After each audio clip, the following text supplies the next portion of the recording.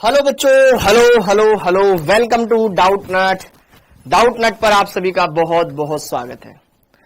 Hello जी, hello, good evening बेटा, good evening. कैसे हो आप सभी? आ जाइए जी, आ जाइए, आप सभी का बहुत बहुत स्वागत है। Hello hello hello, hello Anand, hello Aditya, hello Naina ji, hello Oham, hello Neha, hello doctor Anurag, Monu, Anurag, Jay Gupta, Shalu, Ambika, Riyansh, Lakshmi. Good evening, good evening. कैसे हो आप सभी? थैंक यू, थैंक यू जी, थैंक यू बेटा, thank you Anju, hello hello, thank you Jay, Manish, hello Nikita, Bobby Jatav, आप सभी का बहुत बहुत धन्यवाद। Hello Pratiksha, good evening. Nazia ji, hello, good evening ji, good evening, thank you बेटा। चेतन, शिद्दत, नाजिया, रिमझिम, प्रेरणा, थैंक यू। आप सभी का सब सब सब सब सब बच्चों का बहुत बहुत धन्यवाद। ठीक है, हाँ जी, बिल्कुल यार, congratulation for success of Chandrayaan 3। जी बिल्कुल, हाँ जी, थैंक यू बेटा, थैंक यू। आप सभी का बहुत बहुत धन्यवाद। ठीक है, थैंक यू यार, thank you. Hello, thank you भाई Salasar Sarkar, hello Raghavendra, hello Rafat, hello Beauty, hello Shivani ji, thank you बेटा, थैंक यू। सब बच्चों का बहुत बहुत धन्यवाद। पार्टी यार, पार्टी तो यहां होती अगर तुम होती तो, ठीक है, बिल्कुल पार्टी देता। अगर तुम यहाँ होते तो बिल्कुल पार्टी देता भाई। Hello Naved, hello Akanksha ji, hello Karan, hello Rohitash, hello Akash, hello Saurabh, hello Suraj, hello Prakash, Sarvesh, Ram, Reshma, Gulfam, Priyanshi, Manjeet, Iba, thank you thank you thank you thank you thank you. Okay, पढ़ लें अब पढ़ लें, पढ़ लें अब। थैंक यू जी भाइयों, thank you thank you thank you thank you. आपके बिना के, अरे यार आपको केक खिलाया था मैंने, ठीक है, हाँ जी, थैंक यू। आप सभी को बहुत बहुत। आज छुट्टी कर दो, आज नहीं करेंगे, ठीक है, आज नहीं करेंगे छुट्टी। पहले ये क्वेश्चंस लगाएंगे, फिर उसके बाद छुट्टी करेंगे। पहले आज हम क्वेश्चन लगाएंगे, फिर उसके बाद छुट्टी करेंगे, ठीक है, हाँ जी, पहले हम क्वेश्चन लगाएंगे, फिर उसके बाद छुट्टी करेंगे, ठीक है। आ जाइए, आ जाइए जी, आ जाइए। Thank you thank you thank you thank you thank you. हाँ जी, पहले पढ़ेंगे, फिर उसके बाद छुट्टी करेंगे। ओके, तो धन्यवाद बेटा, धन्यवाद यार। पार्टी पार्टी करेंगे, पार्टी हम कर लेंगे, ठीक है। हाँ, हेलो नागेंद्र, थैंक यू बेटा। हाँ हाँ, टेंशन ना ले, टेंशन ना ले, ठीक है। Happy birthday, thank you thank you thank you. Sir Chirag को सॉन्ग कैसा लगा? अरे बहुत अच्छा लगा भाई, बहुत अच्छा लगा। थैंक यू बेटा। Shashthi Verma, hello future doctor, hello Arshad, thank you बेटा। Hello Rahul, Ekta ji, thank you. Sonam, thank you. हाँ बिल्कुल, अब मुझे यार एक गिफ्ट चाहिए तुमसे, ठीक है।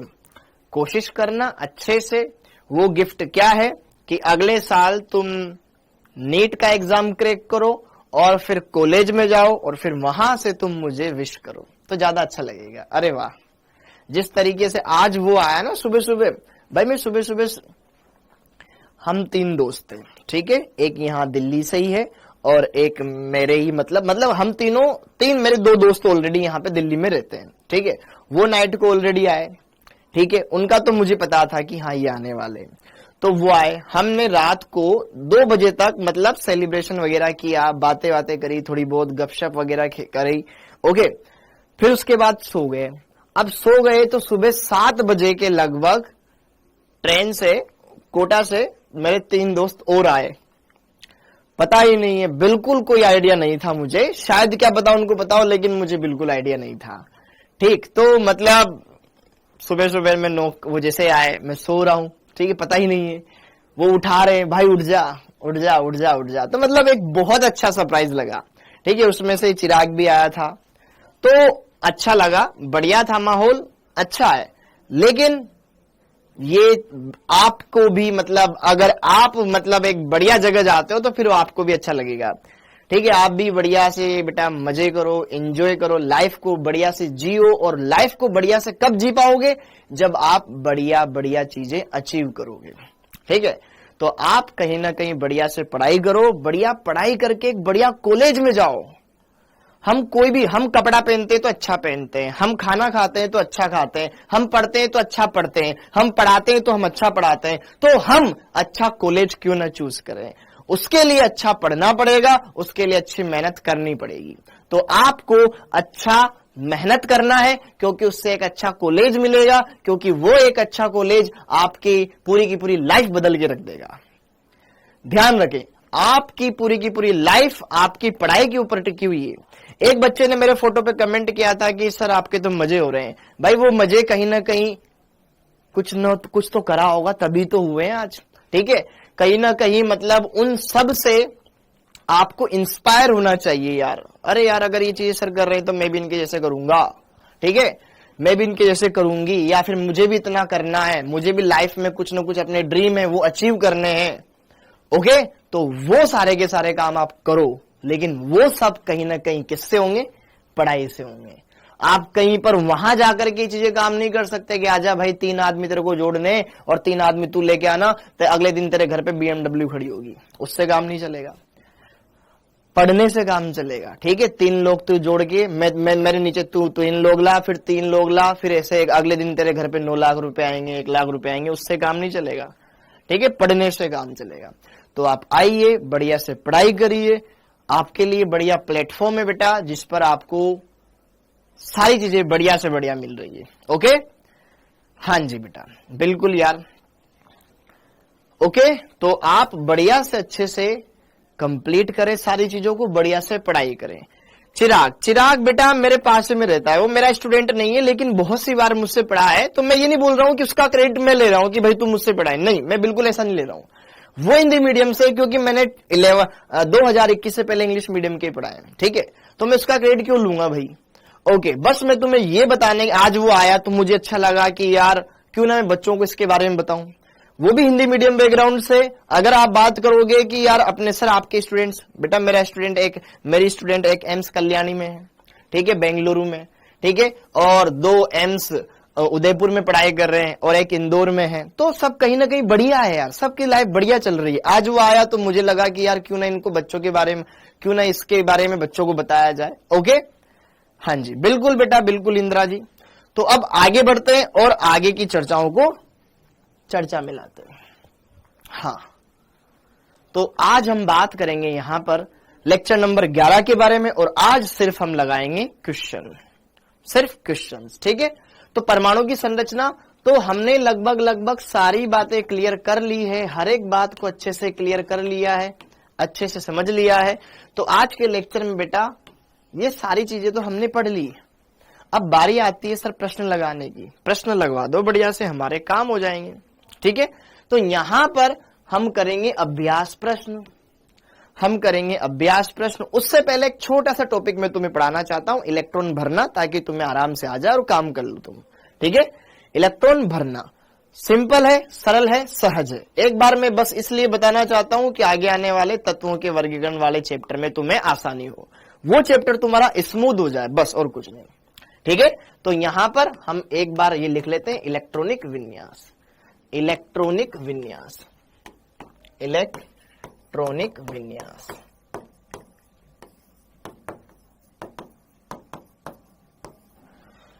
और दूसरी बात, इस चैप्टर से जितने भी प्रीवियस ईयर के क्वेश्चन आए, हर एक क्वेश्चन आप लगा सकते हो। 2022 में भी क्वेश्चन, अभी 2023 में क्वेश्चन आया था सिंपल सा, डोल्टन के सिद्धांत से रिलेटेड बेसिक इंफॉर्मेशन वाला, और उसके अलावा कुछ नहीं पूछा। तो आओ पहले हम इलेक्ट्रॉनिक विन्यास पे बात कर लेते हैं, लिखेंगे सही डायरेक्ट।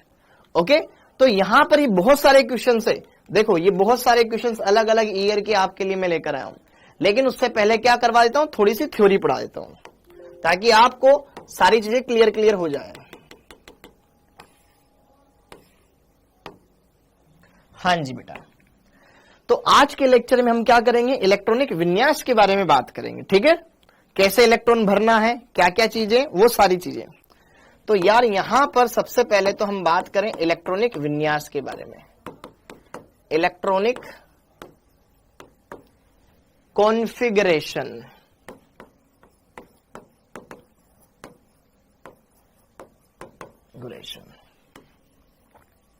इस चीज को आपको अच्छे से समझना पड़ेगा, इलेक्ट्रॉनिक विन्यास।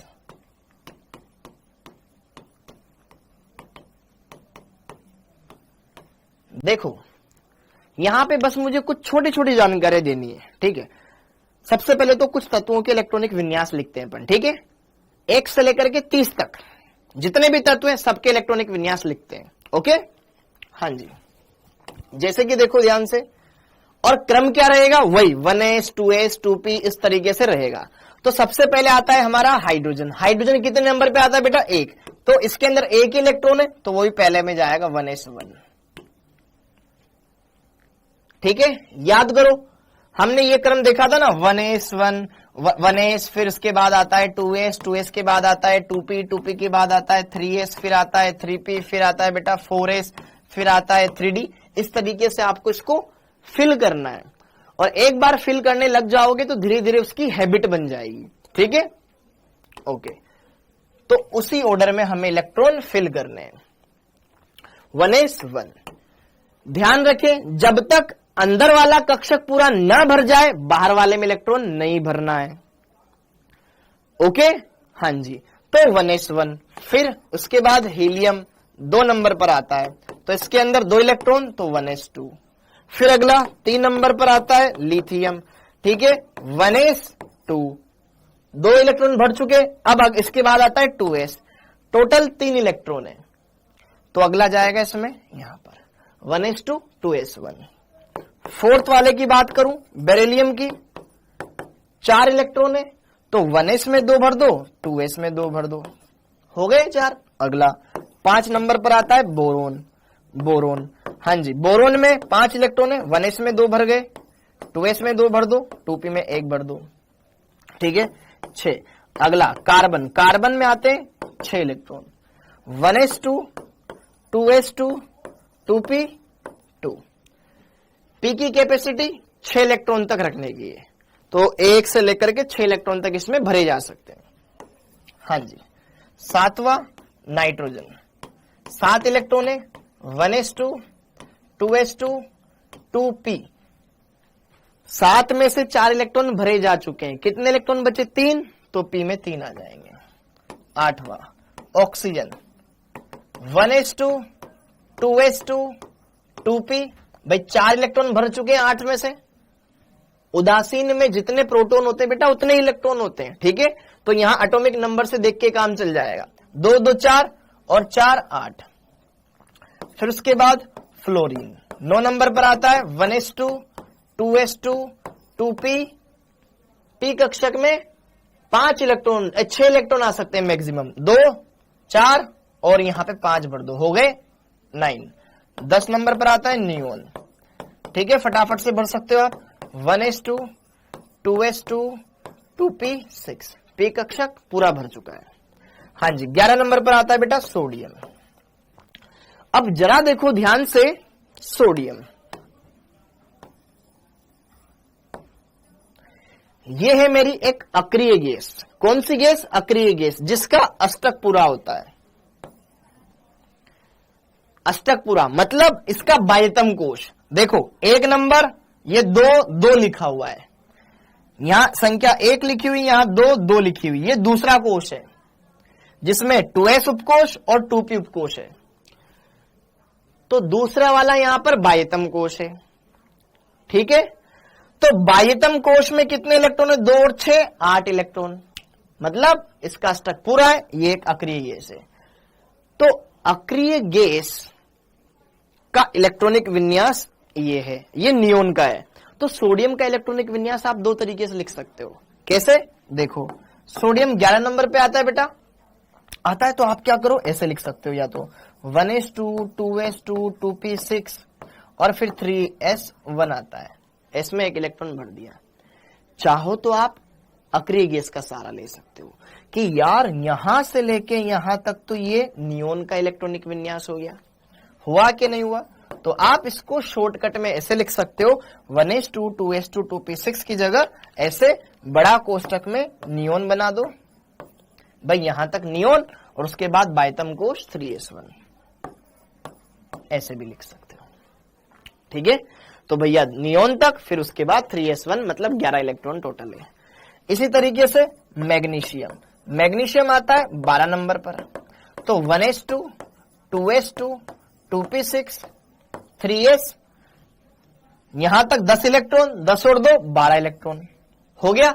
ऐसे लिखो, या फिर कि यार यहां से लेकर के यहां तक क्या है हमारा नियोन है, तो यहां पर आ जाएगा नियोन 3s2, ऐसे ये हो जाएगा।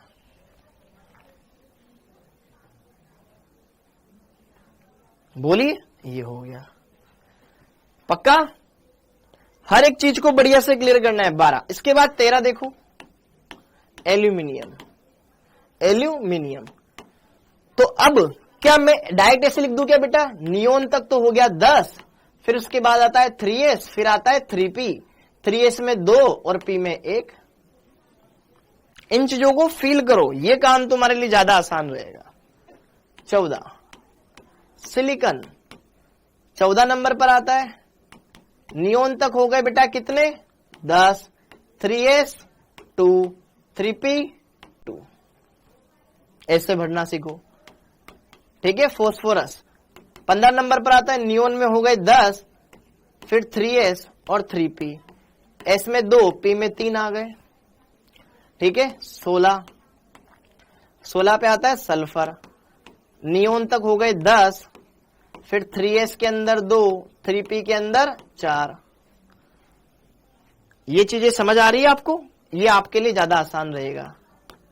क्लोरीन नियोन तक हो गए 10, ये बाइतम कोश 3s और 3p है, तो s में आते हैं 2, p में आ जाएंगे 5, 10, 2 12 और 5 17, 17 इसका परमाणु क्रमांक है। समझ पा रहे हैं मेरी बातों को? अगला 18, फिर एक साथ में तुम्हारे अभी आंसर देखूंगा। 18 नंबर आर्गन आता है 18 पर। अब 18 पर आ गया। आर्गन खुद अपने आप में एक अक्रिय गैस होती है, ऑर्गन खुद अपने आप में एक अक्रिय गैस है। इसका ऐसे भी लिख सकते हो, नियोन 3s2 3p6 लिख सकते हो, कोई दिक्कत नहीं, कोई इतराज नहीं करेगा। लेकिन अब आगे आने वाला ये खुद अपने आप में, इसका देखो अष्टक पूरा हो गया ना, 2 इलेक्ट्रॉन इसमें, 6 इलेक्ट्रॉन इसमें, 8 इलेक्ट्रॉन हो गया, अष्टक पूरा। ये अपने आप में एक अक्रिय गैस हो गई। तो अगला आने वाला तत्व जैसे ही कौन है? पोटेशियम 19 नंबर पर आता है। या तो उसको मैं नॉर्मल तरीके से लिखूं, कैसे?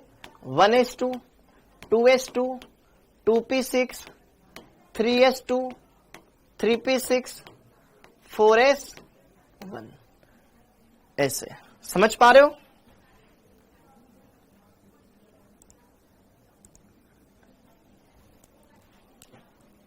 नो रोंगे? क्या नो रोंगे भैया?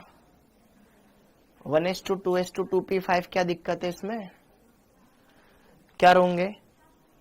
हाँ जी, समझ में आ रहा है भाई? या तो हम इसको इस तरीके से फिल कर दें, आर्गन का समझा दो यार। ऑर्गन तक तो ये देख, नियोन तक तो 10, आर्गन 18 पे आता है, 3s और 3p, s में 2 इलेक्ट्रॉन आते हैं, p में 6 इलेक्ट्रॉन आते हैं, 10 2 12 और 6 18, 18 तक डन हो गया।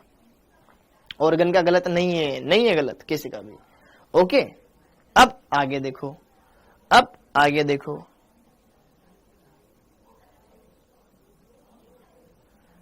समझ में आया? अरे NLM, अरे कोई गलत नहीं है बालिका, कोई गलत नहीं है। एल्यूमिनियम 13 नंबर पर आता है। नियोन हो गए 10, 2 12 और 1 13, ठीक है, समझ में आया?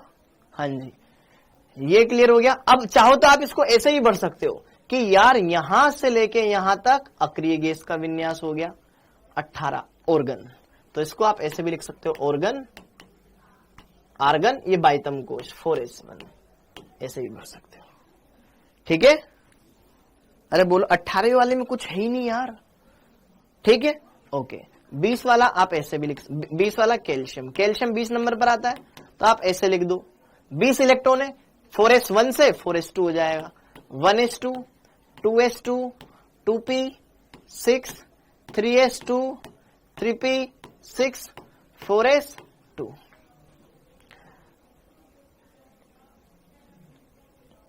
ओके कुलदीप, अभी बता रहा हूं, जरा देखो ध्यान से, यहां से लेकर यहां तक वही 20 इलेक्ट्रॉन, 18 इलेक्ट्रॉन, 18 का मतलब ऑर्गन, ये आर्गन और फिर 4s2। अक्रिय गैस का स्टक पूरा होता है, ठीक है, जिसके जहां तक अक्रिय गैस आ गई फिर ये तो बाह्यतम कोश आ गया, ठीक है, क्योंकि बाह्यतम कोश के इलेक्ट्रॉन ही बंध में पार्टिसिपेट करते हैं। फिर एक बार लिख तो लो, अपवाद वगैरह अपन आगे देखेंगे बेटा। हाँ जी, अब जैसे कि देख ध्यान से 21 स्कैंडियम वाला लिया मैंने। अब मेरे पास 21 इलेक्ट्रॉन है, ठीक है। अब 21 इलेक्ट्रॉन है तो देख पहले कक्षक देख, कक्षक कौन कौन से आएंगे, 1s आएगा, 2s आएगा, सीक्वेंस वही रखना है जो अपन ने पहले देखा था कल की क्लास में, और उसको 5 बार लिखो, 1 बार नहीं, 2 बार नहीं, 3 बार नहीं, 4 बार नहीं, 5 बार लिखो। अगर आपको याद नहीं है तो 5 बार लिखो उसको। कितनी बार? 5 बार लिखो, जब तक याद न हो जाए। 1s के बाद 2s आता है, 2s के बाद 2p आता है, फिर 3s आता है, फिर 3p आता है, फिर 4s आता है कि नहीं आता है, फिर 3d आता है। अब मुझे इलेक्ट्रॉन भरने, टोटल कितने? 21। एस में कितने आते हैं अधिकतम? 2, तो 1s में 2 आ गए, ऐसे वापस 2 भर दो। p में 6 आते हैं, s में 2 आते हैं, p में 6 आते हैं, s में 2 आते हैं। काउंट कर ले, 2 2 4 6 10, 2 12 18 20, और d में 10 आ सकते हैं, एक यहां भर लो, ठीक है। अरे कोई रोंग नहीं है, ठीक है अनुराग वर्मन, ओके। हाँ वेरी गुड, ये ऐसे कर लो। अब यहां से लेके यहां तक देखो तो कौन सी गैस है? अक्रिय गैस का विन्यास। तो यहां से लेकर के यहां तक ये आर्गन, इसको आप ऐसे भी लिख सकते हो, और आर्गन 4s2 3d1, ठीक है। कल क्लास नहीं होगी बेटा। हाँ जी, एक्चुअली आज मेरे घर पर गेस्ट आए हुए हैं, 4p नहीं आएगा, वो आगे आएगा, ठीक है। Very good very good very good very good. Titanium, titanium 22 number पर। हमें पता है कक्षक यही आएंगे, 1s आएगा, 2s आएगा, 2p आएगा, फिर 3s आएगा, फिर 3p आएगा, फिर 4s आएगा, फिर 3d आएगा।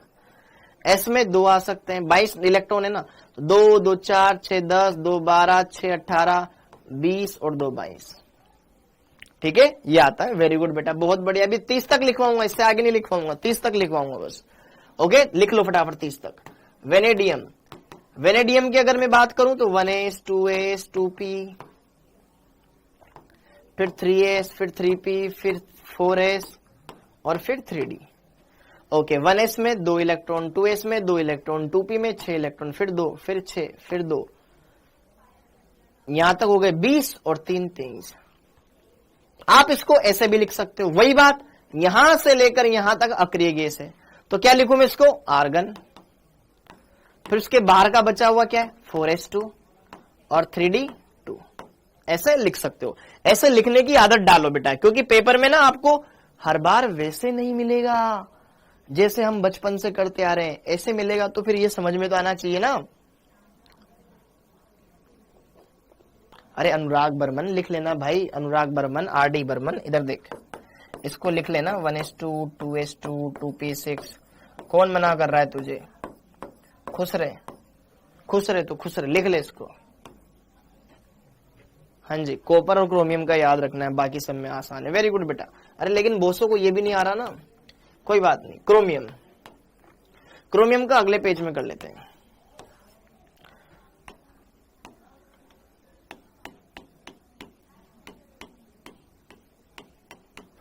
क्रोमियम, हाँ जी, क्रोमियम के बारे में अगर मैं बात करूं तो बेटा क्रोमियम 24 नंबर पर आता है। क्रोमियम उदासीन है, मतलब इसमें 24 इलेक्ट्रॉन है, पक्का? ओके। तो इसके अंदर अगर मैं बात करूं 1s, फिर 2s आता है, फिर 2p आता है, फिर 3s आता है, फिर 3p आता है, फिर 4s आता है और फिर 3d आता है। मुझे 24 इलेक्ट्रॉन भरने, तो यार क्या होता है, s में 2 इलेक्ट्रॉन भर सकते हैं, फिर 2 यहां आ जाएंगे, फिर 6 यहां आ जाएंगे, फिर 2 यहां आ जाएंगे, फिर 6, फिर 2, टोटल हो गए 20, 20 4 24। हमने ये भरा, लेकिन ये प्रैक्टिकल डेटा से मैच ही नहीं करा। होता क्या है कि आप किसी भी तत्व के अंदर इलेक्ट्रॉनों की व्यवस्था को देखते हो तो उसके लिए स्पेक्ट्रोस्कोपी एक टेक्नोलॉजी होती है जो कहीं ना कहीं बहुत एडवांस लेवल की है, ठीक है, एक स्पेक्ट्रोस्कोपी। अगर तुम में से कोई एमएससी करता है इन फ्यूचर, मास्टर्स करता है केमिस्ट्री में, तो वो पढ़ेगा। तो स्पेक्ट्रोस्कोपी से कहीं ना कहीं हमें ये चीजें पता चलती है कि भैया इसमें ये इलेक्ट्रॉन किस में है किस में नहीं है। तो वो यहां पे जरा देखो, ये इलेक्ट्रॉनिक विन्यास गलत बताता है। ऐसा क्यों बताता है उसके पीछे देखो ध्यान से, एक नोट लिखो, एक लाइन छोड़ करके एक नोट लिखो। नोट क्या होता है बेटा कि पूर्ण पूरित मतलब पूरे भरे हुए, पूर्ण पूरित, जैसे कि पी के अंदर 6 इलेक्ट्रॉन हो या डी के अंदर 10 इलेक्ट्रॉन हो, पूर्ण पूरित एवं, या फिर एस के अंदर ऐसे थोड़ा सा और लिख लेते हैं, इसके अंदर एस के अंदर 2 इलेक्ट्रॉन हो, पी के अंदर 6 इलेक्ट्रॉन हो, डी के अंदर 10 इलेक्ट्रॉन हो, एवं अर्धपूरित, एवं अर्धपूरित। एस की बात नहीं कर रहा हूं मैं, ठीक है, एस तो 1 इलेक्ट्रॉन निकलते ही आधा हो जाएगा। जैसे कि पी के अंदर 3 इलेक्ट्रॉन हो, डी के अंदर 5 इलेक्ट्रॉन हो। कमेंट आ रहा है, सबका आ रहा है, मुस्कान थैंक यू। पूर्ण पूरित एवं अर्धपूरित कक्षक, अरे एफ भी छूट दिया गया यार, एफ के अंदर 14, एफ के अंदर 14, एफ के अंदर 7।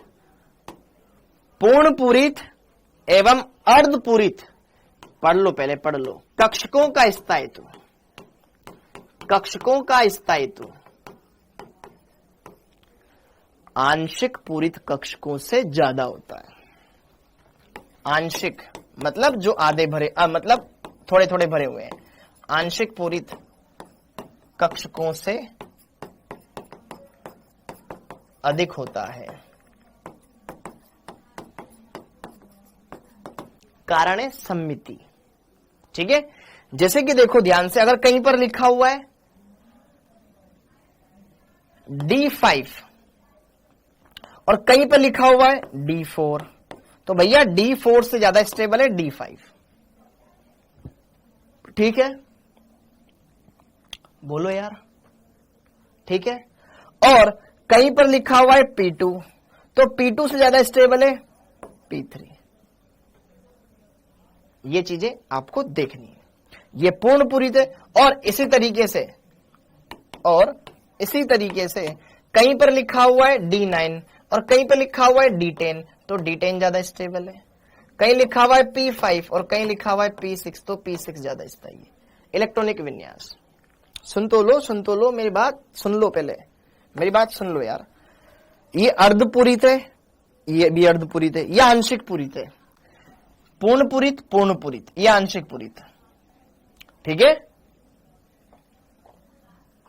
पूजा मीणा जी यहां जरा देखो, डी में बेटा कितने इलेक्ट्रॉन आ सकते हैं?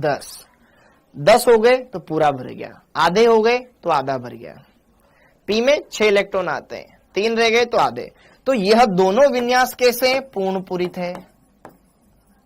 पूर्ण पूरित विन्यास तो वैसे ही ज्यादा स्टेबल होते हैं, और ये कौन से? आंशिक अर्धपूरित है।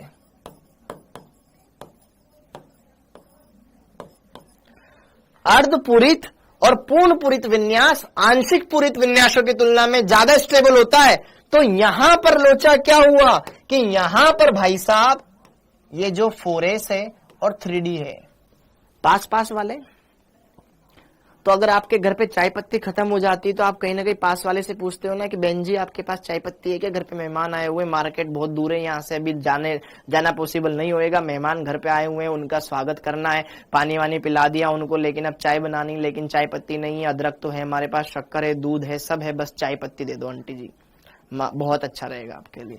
तो आंटी जी ने बोला भैया इतना परेशान क्यों हो रहा है, ले मेरा 1 इलेक्ट्रॉन ले ले, इधर चला। तो कहीं ना कहीं यहां पर भले एस पूरा भरा हुआ है, एस तो पूरा भरा हुआ है, एस पूरा भरा हुआ है ना, एस पूरा भरा हुआ है, इधर से इलेक्ट्रॉन निकल के उधर चला जा सकता है। क्यों? दोनों पास के, तो इनमें ऊर्जाओं में इतना अंतर नहीं है, आसपास वालों के बीच में आदान प्रदान हो सकता है, ज्यादा ऊर्जा अंतराल नहीं है, ठीक है, ओके।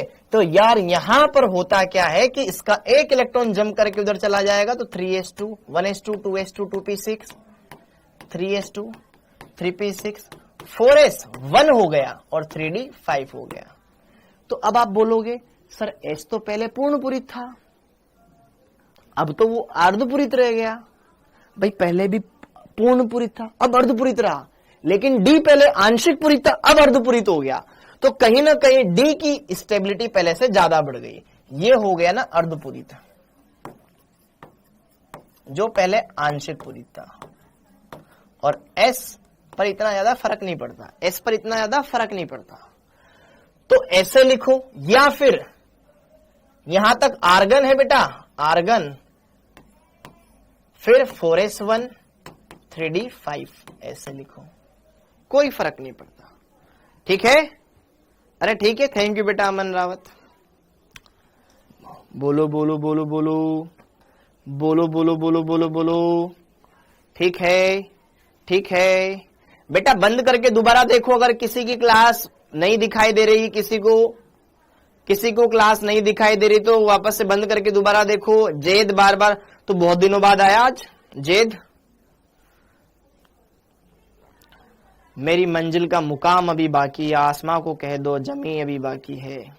आंशिक का मतलब है थोड़ा सा भरा हुआ, मतलब न तो पूरा भरा हुआ है न अर्ध भरा हुआ है, उसके अलावा बाकी वैल्यू आंशिक। जैसे कि पी के अंदर 6 इलेक्ट्रॉन आ सकते हैं तो पूर्ण पूरित, 3 है तो अर्धपूरित, बाकी पी में 1 इलेक्ट्रॉन है, 2 है, 4 है, 5 है, वो आंशिक पूरित। अब आगे बेटा, इसके बाद क्वेश्चन ही है, इसके बाद क्वेश्चन ही है। हाँ जी, तो इन चीजों का ध्यान रखिएगा। ये क्रोमियम का हो गया। अब इसके बाद 25 नंबर का देख लो, मैंगनीज। मैंगनीज 25 नंबर पर आता है, तो ये आर्गन तक हो गए बेटा 18, फिर इसके बाद 4s आता है, फिर 3d आता है। 18 2 20, 20 5 25। ठीक है, डन। अच्छा, जब इलेक्ट्रॉन भर दो ना, सुनो, ये तो इलेक्ट्रॉन आपने भरे, जब इलेक्ट्रॉन भर दिए फिर उसको सही ऑर्डर में भी लिख सकते हो, कोई दिक्कत नहीं है। क्या कि यार आर्गन 3d को मैं आगे लिख देता हूं और 4s को पीछे लिख देता हूं, कोई दिक्कत है? नहीं है, मेरे को कोई दिक्कत नहीं है। क्यों दिक्कत नहीं है? क्योंकि आप अब इलेक्ट्रॉन भर चुके हो, तो अब फिर आप उसको सीक्वेंस में जमा दो। भाई 3 पहले आता है, 4 बाद में आता है। इलेक्ट्रॉन क्यों ट्रांसफर करता है? स्टेबिलिटी गेन करने के लिए, हाँ है ना? तो वैसे भी लिख सकते हैं, जैसे कि अब 26 है, तो छोटी छोटी चीजें समझा रहा हूं बेटा, ये बात है। हाँ जी, आर्गन 18, 4s और फिर 3d। 4s में 2 इलेक्ट्रॉन, 3d 6 हो गया। अब इलेक्ट्रॉन भर दिया तो मैं इनको सही तरीके से लिख सकता हूं, कोई दिक्कत नहीं है मुझे।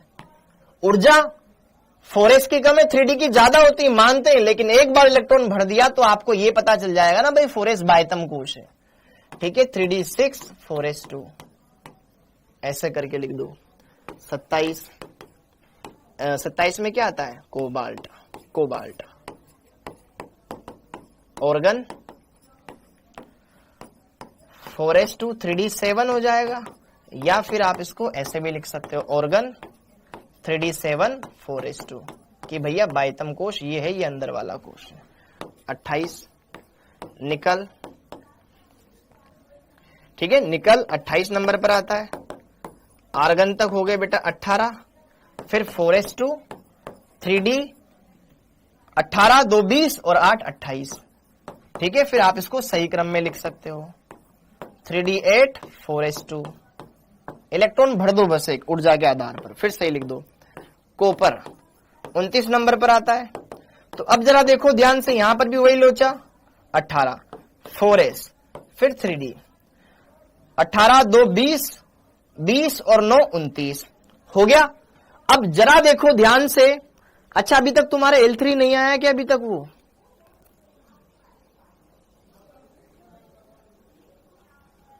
हाँ बेटा, क्वेश्चन तो करवाऊंगा सिद्धार्थ, करवा तो दूं। क्वेश्चन लाया किस लिए हूं यार? करवाने के लिए तो लाया ना मैं क्वेश्चन। ये किसके लिए लाया हूं? करवाने के लिए लाया ना। पहले इसको खत्म तो कर दूं, जो लास्ट टॉपिक है, कुछ समझ लेना। थोड़ी कुछ चीजें बता रहा हूं, छोटी छोटी चीजें बता रहा हूं जो बेसिक रह जाते हैं। हाँ जी, ये हो गया। अब देखो ध्यान से, यहां पर 4s और 3d के अंदर देखोगे तो 4s के अंदर 2 इलेक्ट्रॉन है, यहां पे 9, ये अस्थायी है, तो 1 इलेक्ट्रॉन जम करके यहां चला जाएगा, तो ये गलत है। तो भैया इसका सही क्या है? इसका सही है ऑर्गन 3d, सॉरी 4s1, पहले इलेक्ट्रॉन भर दो, 4s में 1 इलेक्ट्रॉन रह जाएगा, 3d में 10 इलेक्ट्रॉन हो जाएंगे, ये ज्यादा स्थायी है। अगर ऐसे भर दिया तो फिर इसको ऐसे भी लिख सकते हो, फिर आर्गन 3d 10 4s1, कोई दिक्कत नहीं है। ओके, और एक लास्ट और कर लो बस। जिंक 30 नंबर पर है, तो भैया ये आर्गन 4s, फिर उसके बाद 3d, तो 18, 2 20 और 10 30 इलेक्ट्रॉन भर दिए। तो फिर आप इसको ऐसे भी लिख सकते हो, आर्गन के बाद 3d भर दिया, फिर उसके बाद 4s भर दिया, तो कोई दिक्कत नहीं होनी चाहिए। हाँ जी, बहुत ही सिंपल है, बहुत ही सरल है, इसमें आपको कोई लोचा नहीं करने का, कोई लोचा नहीं करने का। हाँ जी, डन डना डन डन। आपने ये याद कैसे किया? याद थोड़ी ना किया है बेटा, प्रैक्टिस है, इसको याद थोड़ी ना करना पड़ता है, प्रैक्टिस है। ऑर्गन क्यों ले रहे हो बेटा? उससे पहले अक्रिय गैस और कोई है ही नहीं ना। पहले नियोन थी, नियोन के बाद ऑर्गन आ गई। अब जब ऑर्गन की जरूरत खर्च खत्म हो जाएगी, क्रिप्टोन 36 पे आती है, उसके बाद हम क्रिप्टोन लेंगे। ओके, अब देखो ध्यान से अगली बात, ये छोटी छोटी जानकारियां जानना बहुत जरूरी है आपके लिए। ये मैं अपने शौक के लिए नहीं पढ़ा रहा हूं, मुझे तो आता है, लेकिन आप जान लो, क्योंकि फिर बाद में छोटी छोटी चीजें दिक्कत देती है आपको। अब अगली बात, सर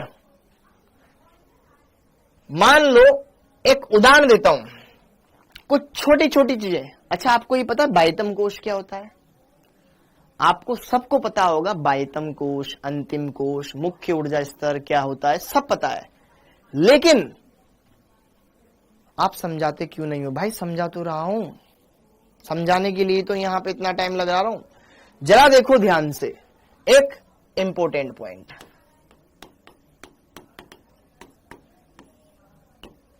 इंपॉर्टेंट पॉइंट क्या? जैसे कि मान लो बेटा ये नाभिक है, ये पहला कोश n बराबर 1, ये दूसरा कोश n बराबर 2, पक्का? ये तीसरा कोश n बराबर 3, dot dot dot dot dot dot dot dot, नाभिक से बहुत दूर चले गए हम, और यहां तो हमारे अनंत ही आ गया, अनंत आ गया, अनंत। ठीक है, n बराबर अनंतवा, ये nवा कोश, ये nवा कोश, ये उससे जस्ट अंदर वाला n-1वां कोश, ये उससे और अंदर वाला n-2वां कोश, और फिर डॉट डॉट डॉट इस तरीके से। तो अब यहां पर 1 मिनट रुक जाओ ना, थम जाओ बेटा, समझ रहा हूं मैं बातों को, कुछ पॉइंट्स में लिखवा देता हूं। हाँ जी, यह nवा कोश, इस nवे कोश को क्या कहा जाता है? nवे कोश को कहा जाता है बेटा बाह्यतम कोश, बाह्य, अंतिम, संयोजी या मुख्य। संयोजी कोश ऐसे लिख लो, बाह्य कोश, अंतिम कोश या संयोजी कोश इसे कहा जाता है, या मुख्य ऊर्जा स्तर इसको कहा जाता है। पहली बात तो ये समझ लो, ठीक है। दूसरी बात, n-1 को क्या कहा जाता है ये पता चल जाएगा। n-1वां कोश क्या कहलाता है? थैंक यू भाइयों, थैंक यू।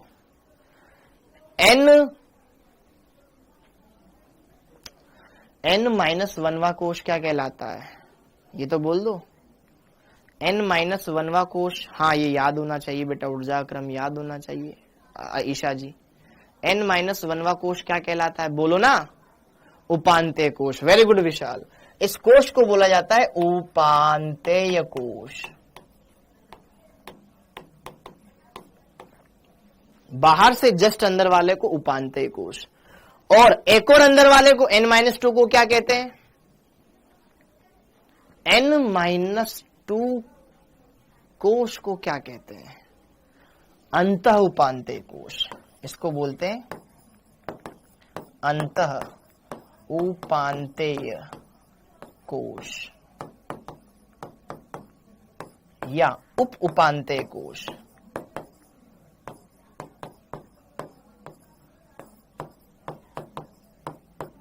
ये अरे इंग्लिश में इतना रोल नहीं है, ठीक है, तुम्हारे हिंदी में आता है, ठीक है, अंत उपांतेय कोश या उप उपांतेय कोश। अच्छा, एक और चीज मेरे को यहां पे बतानी है, एक और छोटी सी चीज मेरे को बतानी है। ये पहला पॉइंट, जैसे कि कर्नेल क्या होता है? कौन जानते हो? अभी पूछता हूं, कितने बच्चों को याद है कर्नेल क्या होता है? Penultimate shell, anti penultimate shell, ठीक है अंग्रेज, इसको बता कर्नेल क्या होता है? कर्नेल क्या होता है? कर्नेल क्या होता है? कितने को पता है कर्नेल क्या होता है? कर्नेल जानते हो क्या होता है? नहीं पता तो इसीलिए बोल रहा हूं ना, सुन लो ना। प्लांट, फ्लावर, नहीं पता तभी तो बोल रहा हूं, पढ़ लो ना। कर्नेल बाह्यतम कोश को छोड़कर, बाह्यतम कोश को छोड़कर सभी कर्नेल कहलाते हैं। बाह्यतम कोश को छोड़कर आंतरिक कोश कर्नेल कहलाते हैं।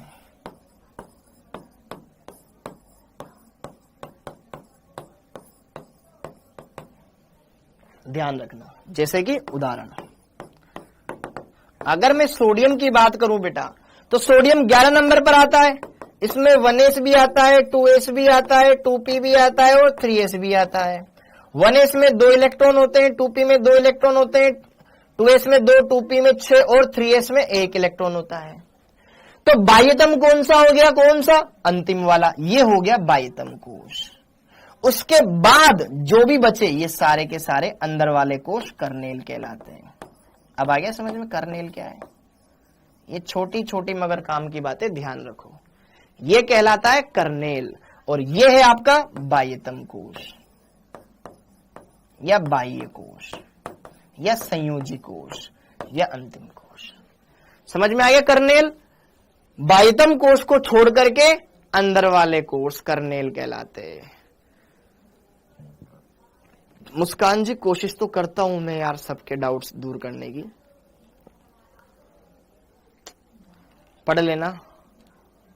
ओके, समझ में आ गया? ये बाह्यतम कोश समझ में आ गया, ये समझ में आ गया। अच्छा एक बात और बता देता हूं, एक कोश कक्षक में इलेक्ट्रॉन भरना, ये भी देख लो, फिर इसको खत्म करते हैं। कक्षक में इलेक्ट्रॉन भरना एक बार बार ना परेशान कर रहा है, सर मेरे को इलेक्ट्रॉन भर के बताओ, इलेक्ट्रॉन भर के बताओ, ठीक है। जैसे कि अगर मैं बात करूं यहां पर आयरन, आयरन आता है 26 नंबर पर, पक्का? पक्का। 18 तक हो गए आर्गन, फिर उसके बाद आता है 4s, फिर आता है 3d, पक्का? 18, 2 20 और 6 26, ये हो गया, हो गया। तो टोटल यहां पर हमने इस तरीके से इसका इलेक्ट्रॉनिक विन्यास लिख दिया। अब यहां पे जरा देखो ध्यान से, यार ये तो अक्रिय गैस है, इधर के इलेक्ट्रॉन तो अक्रिय, सक्रिय ये वाले इलेक्ट्रॉन है, भाग लेंगे तो ये वाले इलेक्ट्रॉन भाग लेंगे। तो अब जरा अरे क्वेश्चन हो पाएगा भैया, हो पाएगा, कितना थ्योरी लिखवाओगे? अरे भाई ये चीजें तो करवा तो दूं भाई, छोटी छोटी चीजें मैं कहां लिखवा रहा हूं, कुछ कुछ चीजें बता रहा हूं, लेकिन अगर तुम्हें ये समझ में नहीं आती थोड़ा मेरे को एक और बताना पड़ता है। आगे देखो, कक्षक में इलेक्ट्रॉन भरना, कक्षक में इलेक्ट्रॉन भरने के लिए कुछ नहीं करना। यहां पर जरा देखो, ये 4s कक्षक, s कक्षक एक ही प्रकार का होता है। d कक्षक कितने प्रकार के होते हैं? ये s कक्षक, इसको सही क्रम में लिखना पड़ेगा, आर्गन 3d 6 4s 2, क्योंकि फिर पता चल जाएगा ना ये बाह्यतम कोश है। 3d, अब जरा देखो ध्यान से, 3d के अंदर 6 इलेक्ट्रॉन है, 4s के अंदर 2 इलेक्ट्रॉन है। तो जरा देखो ध्यान से, जरा देखो ध्यान से यार, d के अंदर 6 इलेक्ट्रॉन है, तो d कक्षक कितने प्रकार का होता है? सर ने बताया था d कक्षक 5 प्रकार का होता है, ये भर दिए 5 प्रकार का। और फिर 4s कक्षक एक ही प्रकार का होता है, ये 3d है, ये 4s है। d में कितने इलेक्ट्रॉन है? 6। कितने इलेक्ट्रॉन है? 6। तो 6 के 6 इलेक्ट्रॉन पहले कैसे भरने पड़ेंगे? इस d के अंदर भरने पड़ेंगे, फिर उसमें जाएंगे। तो 6 इलेक्ट्रॉन, एक सीधा भरना है, दूसरा भी सीधा, तीसरा भी सीधा, चौथा भी सीधा, पांचवा भी सीधा, हर एक कक्षक में एक एक। फिर उसके बाद छठवां इलेक्ट्रॉन वापस से रिटर्न करेंगे और उल्टे विपरीत चक्रण में भरेंगे। ये 6 इलेक्ट्रॉन इसमें भर गया, 6 इलेक्ट्रॉन इसमें भर गया, ओके, ये फ्री। अब उसके बाद यहां पर 4s में 2 इलेक्ट्रॉन भर दिए, ऐसे इलेक्ट्रॉन भरे जाते। अब ये मैं नहीं बताऊंगा, आगे चल के खुद थोड़ा पढ़ो। हाँ जी, आगे आने वाले चक्कर में सारी चीजें क्लियर कर देंगे, धीरे धीरे इनको पढ़ते जाओगे तो क्लियर हो जाएगा। इसीलिए मैं तुम्हारे कमेंट्स नहीं देखता हूं, बेटा इतनी छोटी छोटी चीजें मत पूछा करो, ये आपके 11th की है, सारी चीजें क्लियर हो जाएगी। अब आगे बढ़ते हैं और क्वेश्चंस लगाते हैं। अब क्वेश्चंस लगाते हैं। हाँ जी, अब पहला क्वेश्चन, ठीक है, सूत्र याद नहीं हो रहे भाई, करने पड़ेंगे सूत्र तो याद। हाँ जी, अब पहला क्वेश्चन,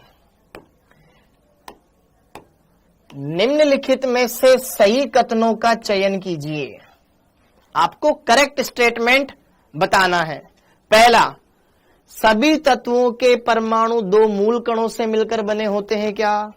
सभी तत्वों के परमाणु क्या 2 मूल कणों से मिलकर बने होते हैं क्या? गलत बात, 3 से मिलकर बने होते हैं। Electron, proton, neutron. अरे क्वेश्चन करवा रहा हूं ना भाई। इलेक्ट्रॉन का द्रव्यमान 9.109 इंटू 10⁻⁻31 होता है क्या? होता है, पता है ना। किसी तत्व के सभी समस्थानिक समान रासायनिक गुण प्रदर्शित करते हैं क्या? आओ जरा इन पर हम विचार करें, ठीक है। जरा देखो ध्यान से, अगर मैं बात करूं समस्थानिकों के गुणधर्मों की, वो भी रासायनिक गुणधर्म सब लगभग समान दर्शाते हैं। जैसे कि जो अभिक्रिया आप H2O की करवाओगे वही अभिक्रिया D2O देगा, जो अभिक्रिया आप H2O की करवाओगे वही अभिक्रिया D2O देगा, लेकिन इनके भौतिक गुण जैसे कि कथनांक, गलनांक ये अलग अलग हो सकते हैं। तो ये वाला भी करेक्ट है। प्रोटॉन और इलेक्ट्रॉनों को संयुक्त रूप से न्यूक्लियस कहा जाता है क्या? हट पगले, न्यूट्रॉनों को कहा जाता है। डाल्टन के परमाणु सिद्धांत ने परमाणु को द्रव्य के मूल कण के रूप में माना। हाँ, कि परमाणु किसी भी पदार्थ का एक फंडामेंटल पार्टिकल है। तो इसके हिसाब से क्या सही हुआ? इसके हिसाब से बी सही है, सी सही है और बी सी बी, अच्छा ये तो सही है ना। हाँ, B C E option number 1 correct है। अगला प्रश्न, हाँ जी, ये क्वेश्चन करके बताइए। इस चैप्टर से सिंपल से प्रश्न आए हुए हैं, हर एक प्रश्न को लगा सकते हो और बता सकते हो। नीट 2022 में पूछा गया प्रश्न, यदि हीलियम आयन की दूसरी बोहर कक्ष की त्रिज्या 105.8 पिकोमीटर है तो लिथियम +2 आयन की बोहर कक्ष की त्रिज्या कितनी होगी? क्या मुझे एक की त्रिज्या दे रखी, दूसरे की पूछ रखा है? तो हम ये सूत्र जानते हैं बेटा, R1/R2 बराबर क्या होता है? N1/N2 का होल स्क्वायर, Z2/Z1 होता है। R1 पहले की त्रिज्या, R2 दूसरे की त्रिज्या, ठीक है। हीलियम को मान लो R1, हीलियम को मान लो 1 और इसको मान लो 2 और इसको सोल्व कर लो। R1 की त्रिज्या दे रखी 105.8, R2 की त्रिज्या ज्ञात करनी है, ठीक है। इसके लिए दूसरा कोश, N1 का मान कितना हो गया? 2, N1 का स्क्वायर कितना कर दू? 2 का स्क्वायर। N2 का मान तीसरा कोश, ये N2 का मान हो गया 3। हाँ जी, इसका वर्ग कर दो, ठीक है। Z2, लिथियम 2 नंबर पर है, हीलियम 1 नंबर पर है। लिथियम का परमाणु क्रमांक होता है 3, इसका होता है 2। खट सोल्व हो जाएगा, 4/9, यहां पर आ जाएगा 3/2, ये छम 2 बार, ये छम 3 बार, कितना आ गया? 2/3, ठीक है। अरे ठीक है, तो यहां पर इसको अगर पलट दूं, पलटते ही R2 ये हो जाएगा 3/2 गुणा 105.8। इसको सोल्व कर लो, आंसर आ जाएगा। इसका 1.5 गुना कर लो, दुगना होता तो ये हो जाता 210, 1.5 गुना मतलब इसको 100 मान लो, 150 के आसपास, 150 के आसपास कोई मान बन रहा है कि पिकोमीटर में? 150 के आसपास कोई मान बन रहा है कि पिकोमीटर में? ऑप्शन नंबर 3 बन रहा है, ऑप्शन नंबर 3 बन रहा है। अरे इसको गुणा कर लो ना, 105.8 को 3/2, 3/2 का मतलब होता है 1.5 गुना, 1.5। थोड़ी सी कैलकुलेशन आसान हो जाती है बेटा, ठीक है। तो यहां पर आप इसको इजी वे में सोल्व कर सकते हो, या आप लगभग इसको 106 मान लो, 3/2 कर दो। ये हो गया कितना, ये हो गया बेटा 53, 53 का 3 गुना कितना हो जाता है 159 पिकोमीटर। क्यों? क्योंकि हमें रेडियस पिकोमीटर में दे रखी थी, तो ये वाली रेडियस ही पिकोमीटर में आएगी। 159 के लगभग आसपास मान यही आ रहा है। अगला ए नहीं आएगा बेटा,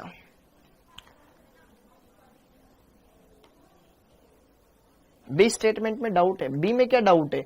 इलेक्ट्रॉन का द्रव्यमान इतना होता है, फिक्स है ना, वो तो क्या दिक्कत है, वो तो सही है। हाँ जी, ऑल इंडिया रेडियो नई दिल्ली का एक विशेष स्टेशन इतने हर्ट्ज आवृत्ति पर प्रसारित होता है। ट्रांसमीटर द्वारा उत्सर्जित विद्युत चुंबकीय विकिरणों की तरंग दैर्घ्य लेमड़ा होगी। तो लेमड़ा, चूंकि हम जानते हैं ना सी बराबर न्यू लेमड़ा, तो क्या पूछ रहा है हमसे, लेमड़ा का मान पूछ रहा है। तो लेमड़ा बराबर क्या हो जाएगा, सी बटे न्यू। सी का मान 3 गुणा 10⁸ दे रखा है। ये क्या है, किलो हर्ट्ज, किलो हर्ट्ज को हर्ट्ज में कन्वर्ट कर लेंगे, तो 1368 गुणा 10⁻3, ये हर्ट्ज में कन्वर्ट हो गया। बस इसको सोल्व करना है। नीट 2023 में बेटा ये आया था,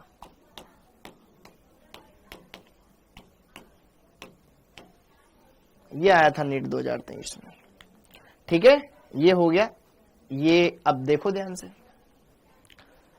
हाँ जी,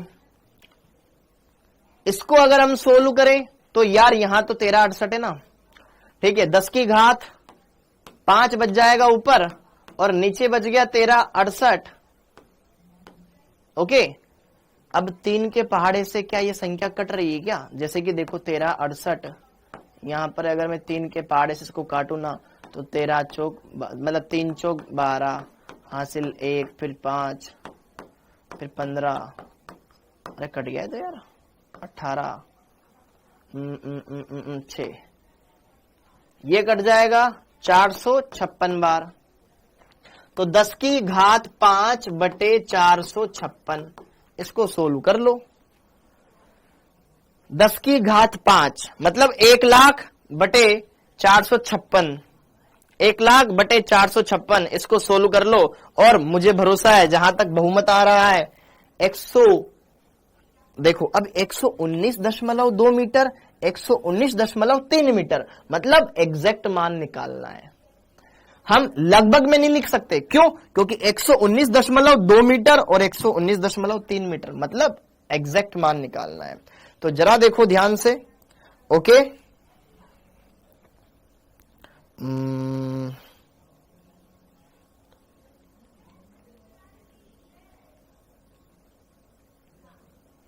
119.29, इसका मान आ रहा है बेटा 119.29 मीटर।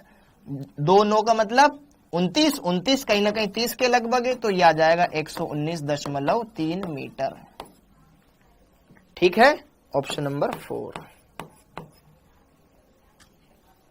ऑप्शन नंबर 4 119.29 तक जा रहा है ये, और 29 लगभग 3 के बराबर है, 30 के बराबर है, तो 119.3 हो जाएगा। ठीक है, हाँ रासायनिक गुण समान लिखवा रखे ना बेटा, हाँ तो लिखवा रखे सौरभ, तो है तो सही समान। ठीक है, भौतिक गुण अलग अलग हो सकते हैं। हाँ, अगला ये करके बताओ, नीट 2019 में आया हुआ, नीट सर 219.3, ये वाला।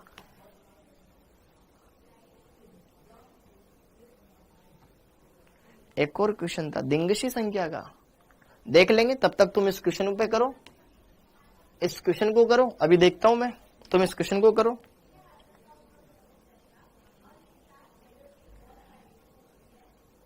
देख लेंगे बेटा, अगर ऐसा कोई क्वेश्चन है ना पहले आया हुआ है, एक और क्वेश्चन आया छूट जाए तो अभी देख लेते हैं, भी निपटा देते उसको।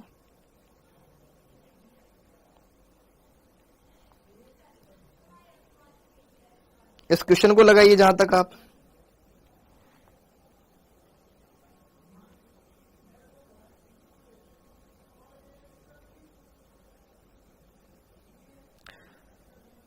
हाँ, एक क्वेश्चन है, मिल गया। उसको भी कर लेंगे, पहले इसको कर लो। हाँ सौरभ जी, देखो ध्यान से देखो यार, जरा देखो ध्यान से। जो भौतिक गुण होते हैं ना, भौतिक गुण वो असमान होते हैं, जबकि रासायनिक गुण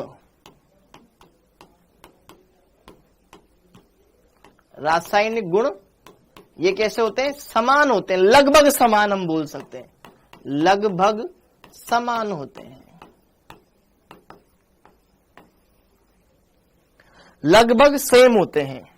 ठीक है सौरभ?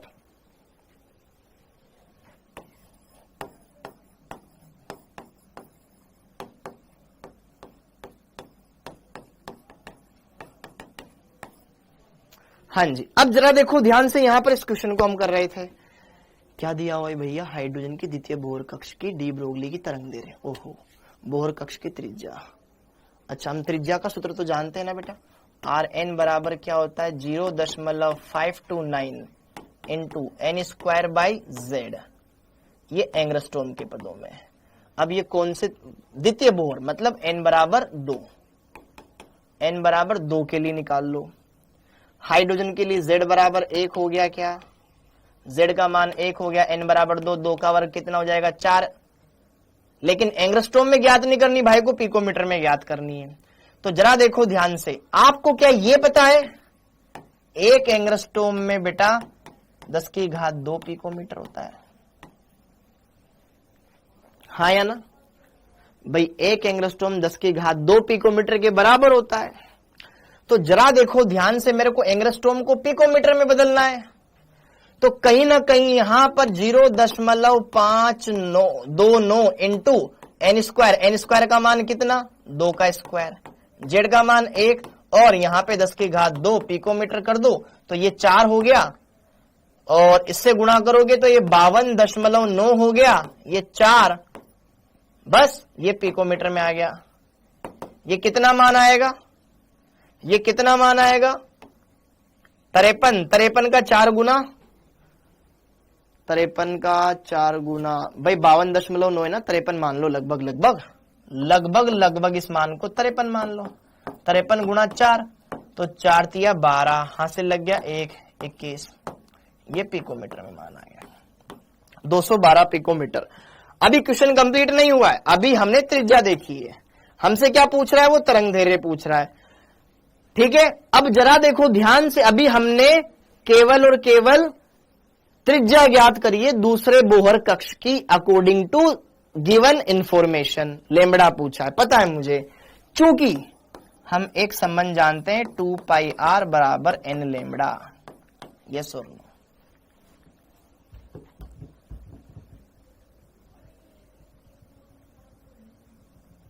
क्या ये बात क्लियर हो गया? 2πr बराबर n लेमड़ा हो गया क्या? 2πr बराबर n लेमड़ा हो गया क्या? सर त्रिज्या तो दी हुई है, त्रिज्या कहां दी हुई है बेटा? त्रिज्या नहीं दे रखी है। त्रिज्या में वो बोल रहा है कि भैया 52.9 को आप a0 मान करके सोल्व कर सकते हो, लेकिन क्या 2πr बराबर n लेमड़ा ये हम जानते हैं। 2πr बराबर n लेमड़ा। अब यहां पे जरा देख ध्यान से, ये 2, ये पाई, r का मान वो हम पुट कर देंगे, n का मान दूसरे बोहर कक्ष के लिए, और फिर यहां पर ये लेमड़ा आ जाएगा।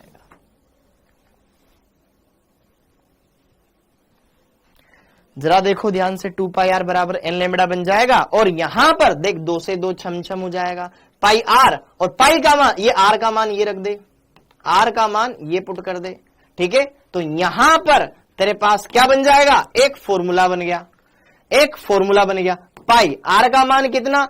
212, और यहां पर क्या आ गया? ये लेमड़ा आ गया, तो 212 पाई, तो पाई का मान आ गया ना लगभग 212 पाई।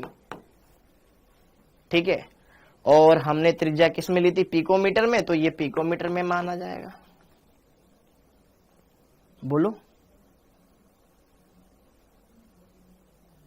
तो क्या यार यहां पर लेमड़ा का मान 212 पाई पिकोमीटर आ गया क्या, 212 पाई पिकोमीटर आ गया क्या। तो लगभग में हमने सोल्व कर लिया और अपना आंसर मैच कर गया। लगभग में क्यों लिया, मैंने 52.9 को 53 मान लिया। 52.9 लगभग लगभग कितना है, 53 के बराबर है। तो फिर हमने सोल्व किया, भैया आर का मान इतना आया और हम ये जानते हैं 2 पाई आर बराबर एन लेमड़ा। फिजिकल में सबसे बढ़िया कॉन्सेप्ट ये है कि कहां पर क्या लगाना है ये पता चल जाए, बस वही मैं बोल रहा हूं कि कहां पर कौन सा फॉर्मूला लगाना है ये इंपॉर्टेंट है।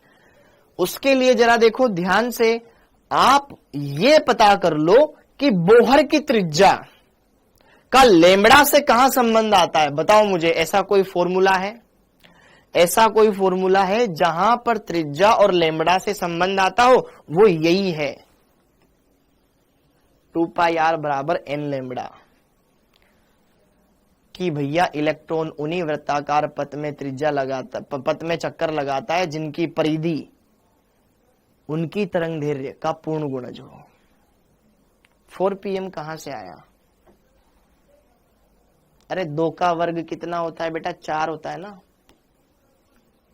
और 0.529 को जब 100 से गुणा करेगा तो कितना बन जाएगा, 52.9। कैलकुलेशन नहीं समझ पाए, अब यार कैलकुलेशन नहीं समझोगे तो फिर काम कैसे चलेगा। देखो ध्यान से देखो, ध्यान से देखो, तुम्हें क्या दे रखी, बोहर कोश की त्रिज्या दे रखी। हम जानते हैं भैया आर बराबर भले ना दे रखी हो तो कोई फर्क नहीं पड़ता, 0.529 into n square by Z, ये जानते हो एंगस्ट्रॉम के पदों में। चूंकि और देखो मान पिकोमीटर पिकोमीटर पिकोमीटर में दे रखा है, तो क्या मैं ये जानता हूं 1 एंगस्ट्रॉम बराबर होता है 10 की घात 2 पिकोमीटर। यस, तो क्या मैं यहां पर एंगस्ट्रॉम की जगह पिकोमीटर रख दूं क्या, 0.529 इंटू यहां पर हो जाएगा एन का मान द्वितीय बोहर के लिए 2 का वर्ग, हाँ जी 1, यहां पर कितना हो गया ये 100, ओके ये पिकोमीटर में आ गया। हाँ जी आर का मान 0.529 इंटू 4 इंटू 100, इसको सोल्व कर लो, ये आ जाएगा आपके पास लगभग लगभग लगभग लगभग 212 पिकोमीटर आ गया। आर का मान आ गया। फिर आप जानते हो चूंकि बराबर हम जानते हैं 2 पाई आर बराबर एन लेमड़ा होता है। हाँ जी अब जरा देख ध्यान से, 2 पाई आर, एन का मान 2 दे रखा है, लेमड़ा 2 से 2 छम छम, तो लेमड़ा बराबर क्या आ गया, पाई गुणा आर। आर का मान ये रहा 212 इंटू पाई, ये आ गया पिकोमीटर के पदों में। ठीक है,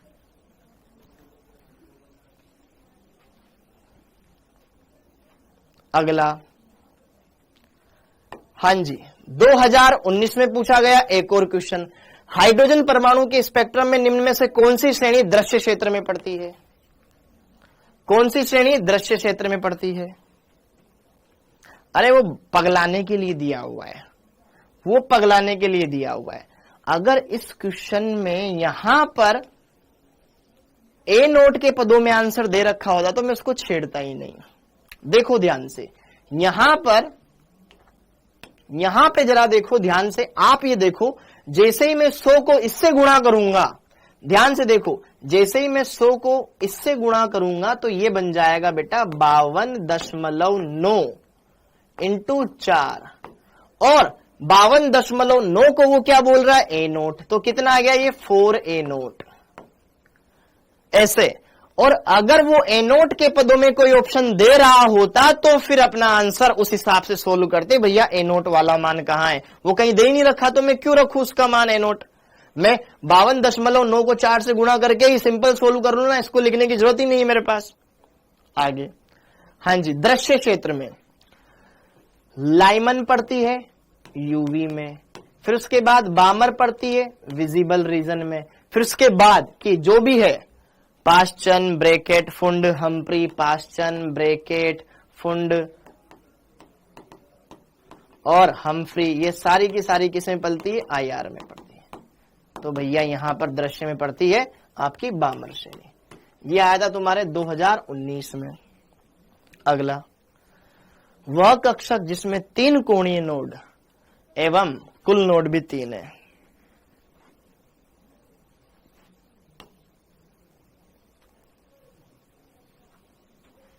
ये करके बताओ, जिसमें कुल नोड भी 3 है और कोणीय नोड भी 3 है। कोणीय मतलब एंगुलर, एंगुलर नोड, कुल नोड ज्ञात करने का फॉर्मूला क्या होता है? n-1। कोणीय नोड ज्ञात करने का फॉर्मूला क्या होता है? सिंपल l का मान। कोणीय नोड भी 3, मतलब l बराबर 3 दे रखा होगा। l बराबर 3 किसके लिए होता है? f उपकोष के लिए। l बराबर 3 मतलब f उपकोष।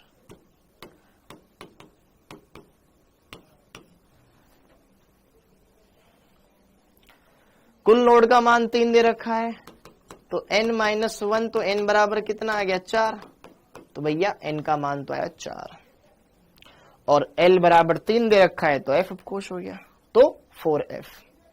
अगला क्वेश्चन। हाँ जी, अगला क्वेश्चन नीट 2018 में आया हुआ क्वेश्चन। हाँ, नीट 2018 में आया हुआ क्वेश्चन। निम्न में से कौन सा स्टेटमेंट इनकरेक्ट है? S में कक्षक का कुल कोणीय संवेग 0 होता है। S के लिए क्या कक्षक कोणीय संवेग या कक्षीय कोणीय संवेग कितना होता है? 0 बिल्कुल होता है। कितने क्वेश्चन है बेटा? जितने हैं उतने तो करेंगे ना अपन। अरे 4f हो गया ना, इनका मान 4 आ गया ना भैया, 3 इधर भेजेगा 4 हो जाएगा ना। देखो ध्यान से, क्वेश्चन को ध्यान से पढ़ो। क्या S कक्षक के लिए इलेक्ट्रॉन का कुल कक्षक कोणीय संवेग 0 के बराबर होता है? हाँ, क्योंकि हमने इसका एक फॉर्मूला पढ़ा हुआ है। क्या फॉर्मूला पढ़ा हुआ है? कि भैया h/2π under the root l गुणा l+1, ये सूत्र पढ़ा हुआ है। अब S के लिए क्या होता है? भैया l बराबर 0 होता है, 0 यहां पर पुट करेगा, इसका मान 0 आएगा। ये तो हमने पहले ही किया हुआ है भैया। बिल्कुल सही है, बिल्कुल सही है। ठीक है, अब अगला देखो। एक कक्षक 3 क्वांटम संख्याओं से निर्दिष्ट है, जबकि एक परमाणु में एक इलेक्ट्रॉन 4 क्वांटम संख्याओं से हम दिखाएंगे। जैसे कि देखो ध्यान से, इस क्वेश्चन को समझो। कक्षक के लिए 3 क्वांटम संख्याएं चाहिए, लेकिन उस कक्षक में इलेक्ट्रॉन बताने के लिए 4 क्वांटम संख्याएं चाहिए। क्या ये बात सत्य है? जैसे कि मैंने मेरी मर्जी से कोई कक्षक ले लिया, और वो कक्षक मैंने मान लिया, जैसे कि 3px मेरे दिमाग में आया। n का मान 3, l का मान p के लिए 1, और ये px है, तो px, py, pz, इसमें m का कोई ना कोई एक मान आएगा, जैसे कि मैंने मान लिया +1। तो कहीं ना कहीं एक कक्षक बताने के लिए कम से कम 3 क्वांटम संख्याएं लग रही है। m का मान +1 भी हो सकता है, 0 भी हो सकता है, -1 भी हो सकता है, कोई एक तो मैंने मान लिया। जबकि इसमें इलेक्ट्रॉन बताना है, अगर मैंने इसमें इलेक्ट्रॉन भी डाला तो फिर चौथी क्वांटम संख्या s भी काम आ जाएगी, +½ या -½ ठीक है, तो ये भी हो गया। हाँ जी, नाइट्रोजन का इलेक्ट्रॉनिक विन्यास 1s2 2s2 2p1, ठीक है, ओके। m का मान 0 है। जरा देखो ध्यान से, सबसे पहले s में 2 इलेक्ट्रॉन भर गए विपरीत चक्रण में, s में 2 इलेक्ट्रॉन भर गए विपरीत चक्रण में, p में यहां पे 3 इलेक्ट्रॉन है, 1 2 3, सब में इलेक्ट्रॉन सिंगल सिंगल भरे जाएंगे समान दिशा में। यहां 2 के चिन्ह ऊपर, 1 का नीचे, ये गलत है, तो ये गलत वाले को ही टिक करना है। क्या dz² के लिए m का मान 0 है? हाँ बिल्कुल है भाई। डी कक्षक है, डी कक्षक में dz² के लिए हमने लिखा है कि इसके लिए 0 होता है। ओके, तो यहां पर ये चीज भी क्लियर हो गई, तो थर्ड वाला हो गया ना। अगला, हाँ जी, नीट 2016 में आया प्रश्न, n बराबर 3 और l बराबर 1 के कक्षक में कितने इलेक्ट्रॉन आ सकते हैं? n बराबर 3, l बराबर 1, बताओ 1 तो p तो 3p के कक्षक में कितने इलेक्ट्रॉन आ सकते हैं? 3p में कितने आएंगे? 6 आएंगे, खत्म बात। 3p में 6 आएंगे। अरे 3p कक्षक है ना, 3p कक्षक में कितने इलेक्ट्रॉन आएंगे? 3p उपकोष, भाई ये 3 कोष, कोष के अंदर p उपकोष, तो p उपकोष में अधिकतम 6 इलेक्ट्रॉन आ सकते हैं। बोलो अगला 2016 के अंदर पूछा, अच्छा 2016 के अंदर पूछा गया, ठीक है, ये सही है। 2 इलेक्ट्रॉन जो कि एक ही कक्षक में उपस्थित हो, किसमें इनको अंदर अंतर देखा जा सकता है? भैया 2 इलेक्ट्रॉन जब एक ही कक्षक में होंगे तो उसमें सिर्फ एक ही क्वांटम संख्या अलग होगी, वो होगी चुंबकीय क्वांटम संख्या, सॉरी चक्रण क्वांटम संख्या, या मुख्य क्वांटम चुंबकीय दिंगशी चक्रण प्रचक्रण क्वांटम संख्या। क्वेश्चन नंबर 7 होंगे, क्या दिक्कत है भैया बताना, क्या दिक्कत है? n बराबर 3 ये रहा, l बराबर 1 तो p उपकोष ये रहा। 3p कक्षक में कितने इलेक्ट्रॉन आएंगे? 6 तो आएंगे। देखो ऐसे ऐसे क्वेश्चन आए हुए इसके प्रीवियस ईयर में, ये मैं वो क्वेश्चन करवा रहा हूं जो तुम्हारे नीट में आए हुए हैं इन चैप्टर्स से। आगे अगला, टाइटेनियम परमाणु के दिए गए कक्षक की ऊर्जा का बढ़ता हुआ क्रम होगा? उपकोष नहीं पूछा। अरे भैया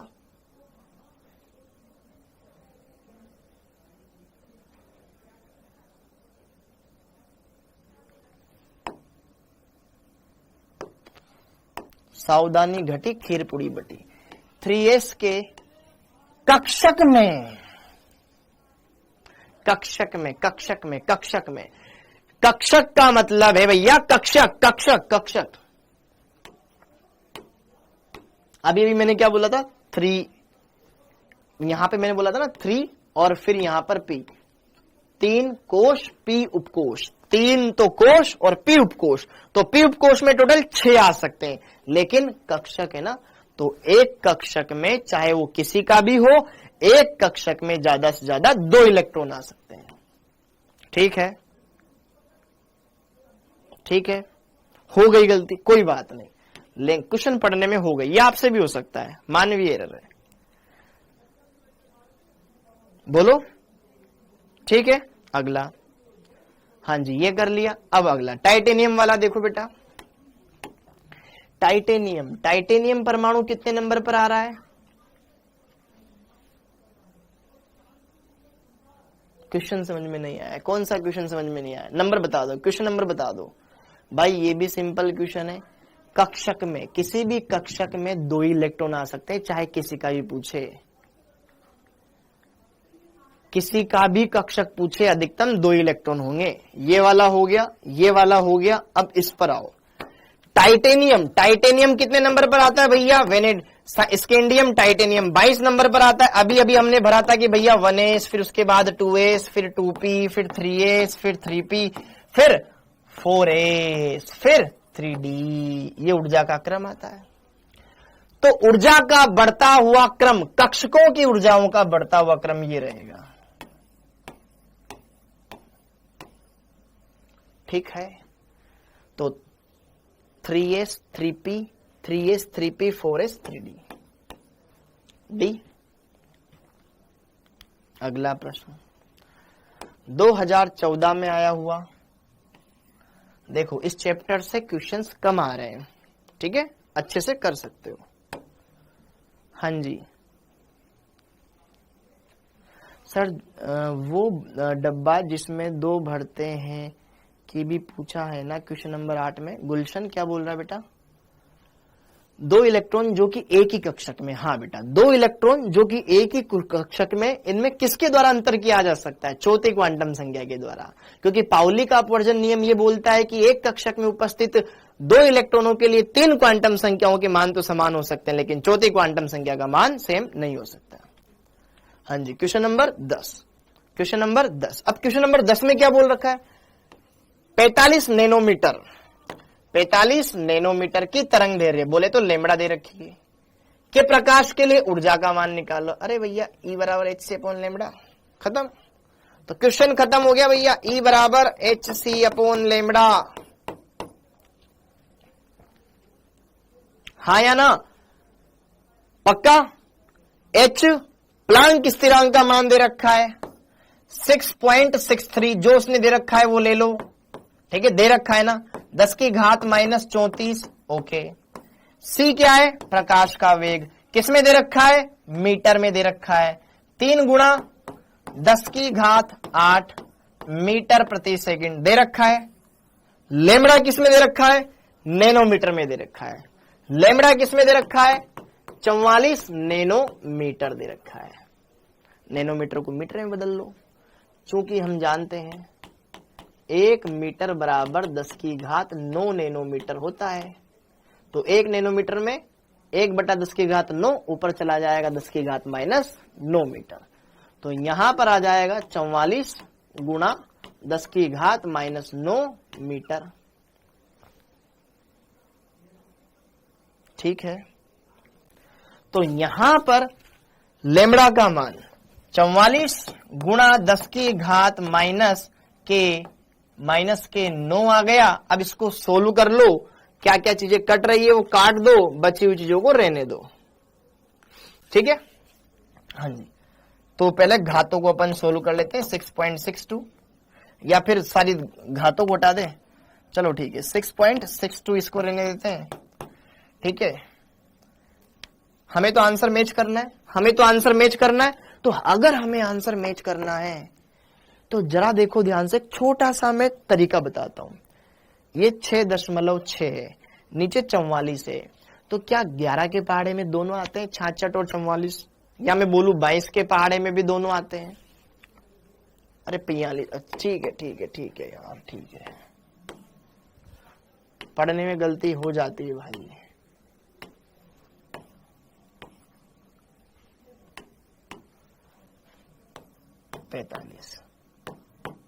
ओके ठीक है, अब तो सोल्व कर लो। ठीक है, यहाँ पे 3 है, बटे में 45 है। ओके, 10 की घात -34, 10 की घात 8, तो 10 की घात -26 बचेगा। नीचे है बेटा 10 की घात, ऊपर बच जाएगा -26 और नीचे बचेगा 10 की घात -9। सही है, 9 से 26 कट जाएगा 17 बार। ठीक है, 17 बार, 17 और 9 हो जाएंगे, ये -17 बच गए। तो ये आ गया 6.62 इंटू 3 बटे में 45 गुणा 10 की घात -17। क्या आया? ऊर्जा है। किस में आएगी? जूल के पदों में आएगी। अब इसको थोड़ा सा सिंप्लीफाई कर लेते हैं। 15 तिया 45, तो ऊपर बच गया E बराबर 6.62 बटे में 15 गुणा 10 की घात -17 जूल के आसपास। अब इसको सिंप्लीफाई करना है। सिंप्लीफाई करना है तो क्यों ना यार दशमलव हटा करके 2 जीरो नीचे लगा दिए जाए, ऊपर चला जाएंगे वो, तो ये हो जाएगा 662 बटे 15 गुणा 10 की घात -19 जूल। ये आ गया। अब इसका भाग लगा लो, देखते हैं आंसर बन जाता है तो अच्छी बात है। ठीक है, यहां भाग लगा लूं, डी पक्का देख लेते हैं भाई, भाग लगा लेते हैं।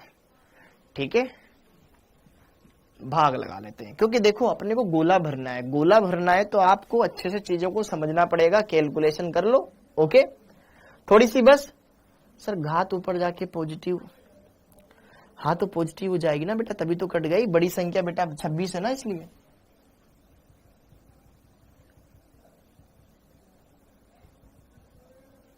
ठीक है, सब ठीक है, सब क्लियर है। इसको सोल्व करोगे 15 चौक 60, 6 बज गए, 15 चौक 60, 2 बज गए, 0 लगा दिया। 44.1 44.1 इंटू 10 की घात -19 जूल। 1 दशमलव आगे बढ़ा दो। ठीक है, 0.1 अंक आगे बढ़ा दो, ठीक है, वहां पे घात में देख लो ध्यान से। हाँ जी, अगर मैं 0.1 अंक आगे ले जाऊंगा, सिंपल सा, यहां पर क्या हो जाएगा, ये घात 1 और बढ़ जाएगी, मतलब घट जाएगी ऋणावेश में। 1 × 10 की घात -18 हो गया। तो ये आ गया ऑप्शन नंबर डी। यार इस चैप्टर में अपन, अरे 6.63 ले लो, कोई दिक्कत नहीं है यार, 6.62 लो, 6.63 ले लो, कोई दिक्कत नहीं है। क्या पता उससे कैलकुलेशन आसान हो रही हो, शायद इसलिए दे रखा हो। तो आप तो सोल्व करोगे तो ये निकाल दोगे आराम से।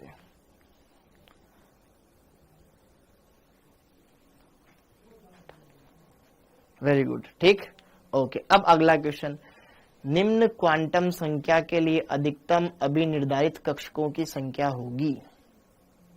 बोलो, इस क्वेश्चन का आंसर बताओ। 2014 में आया हुआ, कल क्लास नहीं होगी।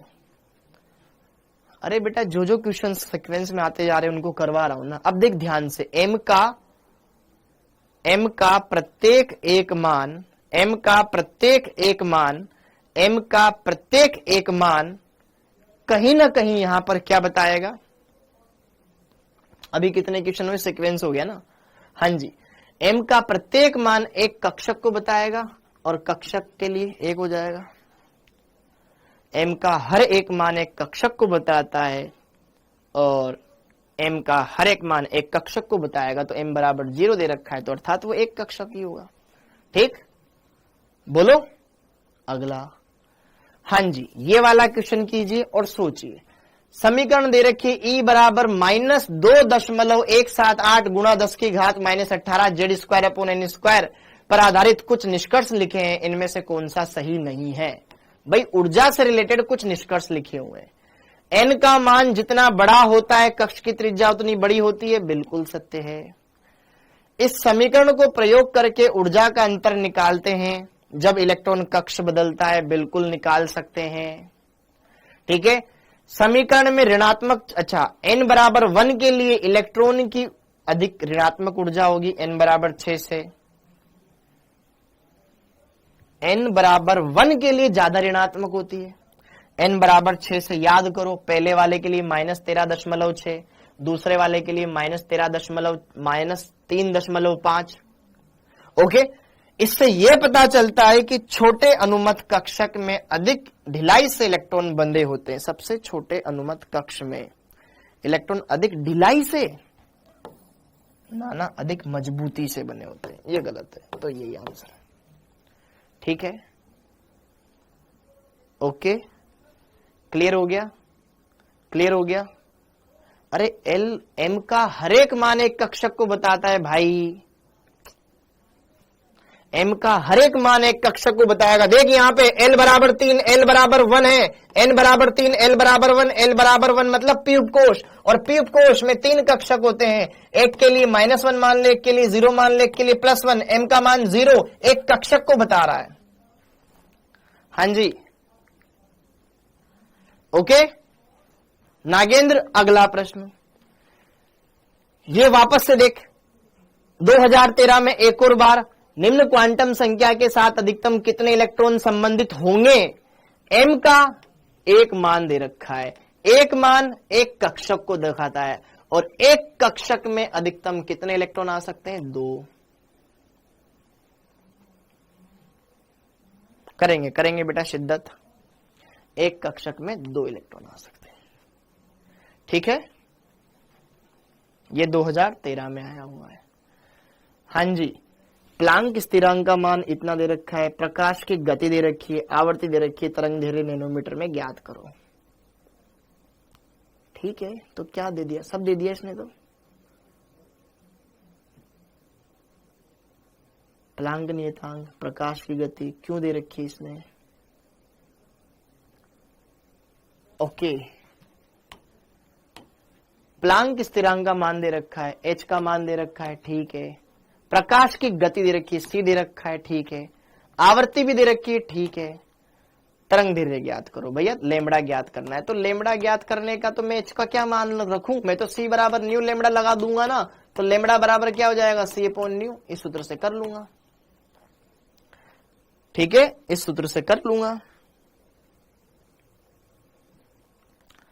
अरे यार जरा देखो ध्यान से, n बराबर 3 मतलब तीसरा कोश, l बराबर 1 अर्थात p उपकोश, और p उपकोश में एक कक्षक जिसके ऊपर लिखा हुआ है -1, हाँ या ना। जैसे कि देखो ध्यान से, ये 3 उपकोश, एक पर -1, एक पर 0, एक पर +1, तो m का हर एक मान एक कक्षक को बताता है और एक कक्षक में अधिकतम 2 इलेक्ट्रॉन आ सकते हैं।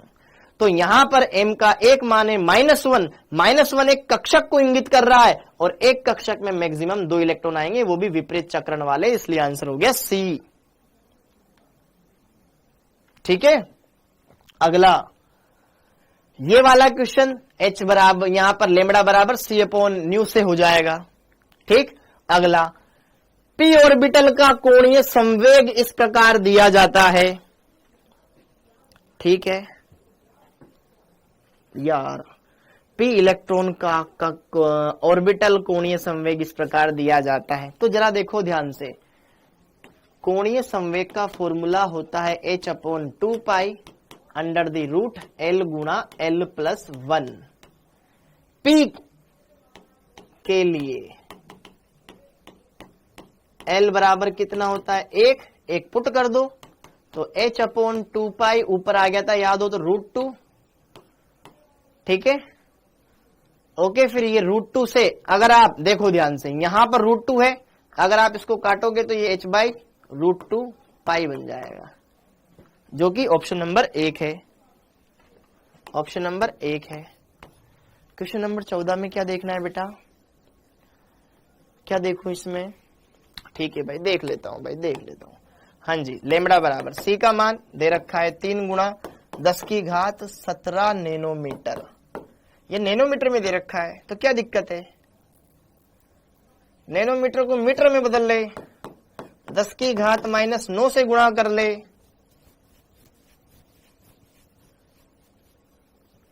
(10⁻⁻9 से गुणा करेगा तो कितना आ जाएगा, 8 और 9 17। ठीक है, सही चल रहा है, क्या दिक्कत है, बटे में ये मीटर प्रति सेकंड में आ गया। हाँ जी, C का मान आ गया, न्यू का मान 6 × 10⁻15, अरे सोल्व कर लेना, 1/2 आ गया है, तो घाते घाते 1/2 गुणा 10⁻, ये हो गया बेटा 8, और इंटू में 10⁻−15, तो ये आ गया 1/2 इंटू 10⁻−7। ओके, नैनोमीटर में पूछ रहा है मान। ठीक है भाई साहब, ये किस में आ गया, अपने मीटर में आ गया, ये किस में आ गया, मीटर में आ गया। ठीक है, तो ये कितना हो गया, 0.5 गुणा 10⁻−7। ओके, मीटर है, मीटर 9 नैनोमीटर के बराबर होता है 10⁻9 के। ठीक है, नैनोमीटर में पूछ रहा है भाई वो। ठीक है, तो 0.5 गुणा 10⁻2 नैनोमीटर, 2 से गुणा कर दे 50 आ जाएगा, 50 नैनोमीटर के आसपास। तो ऑप्शन नंबर बी खुल गया, 50 आ रहा है, 50 नैनोमीटर आ रहा है ना भैया। ठीक है, वैसे चेंज करने की जरूरत थी क्या, नहीं थी, क्योंकि लेमड़ा भी तो उसी में पूछ रहा था। ठीक है भैया, देख प्रकाश का वेग दे रखा है नैनोमीटर में, ओके, और प्रकाश की तरंग दैर्घ्य भी किसमें पूछ रहा है, नैनोमीटर में, तो अपने को चेंज करने की जरूरत भी नहीं थी। ठीक है, मैं पहले बोल दूं, चेंज करने की जरूरत नहीं थी, डायरेक्ट भी हो जाता। ठीक है, ओके, हाँ जी, ये हो गया। अगला 2012 में, अच्छा सेम क्वेश्चन रिपीट हो गया। रुबिडियम परमाणु के संयोजक इलेक्ट्रॉन के लिए 4 क्वांटम संख्याओं का सेट है। हाँ जी बेटा, देख लो यार, देख लो, अभी टाइम बाकी है, अभी टाइम बाकी है। ये लास्ट क्वेश्चन कर लो। संयोजक इलेक्ट्रॉन के लिए 4 क्वांटम संख्याओं का सही सेट है rubidium, rubidium, rubidium, rubidium, rubidium. ह ली ना की रब। लिथियम हाइड्रोजन आता है 1 नंबर पर, ये 3 पर, ये 11 पर, ये 19 पर, और ये आता है आपके 37 नंबर पर। तो रुबिडियम आता है आपका 37 नंबर पर। ठीक है। अब 37 के हिसाब से ये वाला कर लेते हैं लास्ट, ठीक है। बाकी आप घर पे ट्राई करते रहना।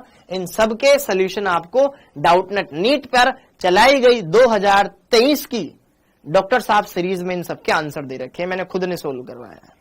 हाँ जी, रूबिडियम 1s2, 2s2, 2p6, फिर 3s आता है जिसमें 2 इलेक्ट्रॉन, 3p आता है 6 इलेक्ट्रॉन, 4s आता है 2 इलेक्ट्रॉन, 3d आता है 10 इलेक्ट्रॉन, 30 हो गए। यहां तक 30 इलेक्ट्रॉन हो गए। 30 के बाद फिर इसके बाद आता है p 30, फिर 4p आता है, फिर 5s आता है।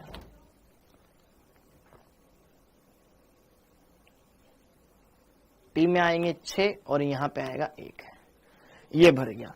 तो अब क्या पूछ रहा है? संयोजक कोश, अंतिम कोश, अंतिम कोश। n बराबर 5, l का मान 0, l का मान 0 तो m का मान 0, 1 इलेक्ट्रॉन है तो s का मान +½ ये हो गया, ठीक है। तो l बराबर m बराबर n बराबर 5, n बराबर 0, l बराबर 0, m बराबर 0, ये +½ ठीक है। इसके बाद के क्वेश्चन आप लगा लीजिएगा। सर कहीं नहीं मिली डॉक्टर साहब सीरीज, तुम चीजें ढंग से नहीं देखते हो। डाउटनेट नीट खोल, उसमें प्लेलिस्ट पे जा, प्लेलिस्ट पे जा, डॉक्टर साहब सीरीज दिखेगी तेरे को। उस डॉक्टर साहब सीरीज में chemistry, physics, biology, chemistry, physics, biology ऐसे चैप्टर, ऐसे अलग अलग क्लासेस है। उसमें देख मेरे जितने भी क्लासेस है सब में पीवाईक्यू सोल्व करवाया है। तो आई होप ये सारी बातें आपको समझ में आ गई होगी, हर एक बात क्लियर हो गई होगी, हर एक चीज आपने समझ ली होगी। तो इसी के साथ बेटा आप सभी बच्चों का बहुत बहुत धन्यवाद। अब अगले लेक्चर में मिलेंगे जिसमें अपन कुछ नया करेंगे, मतलब एक नया चैप्टर जिसका नाम है periodic table, periodic classification of elements, तत्वों का आवर्ती वर्गीकरण वाला चैप्टर स्टार्ट करेंगे, ठीक है। थैंक यू, जय हिंद। और थैंक यू बच्चों आप सभी की बहुत सारी विशेष का।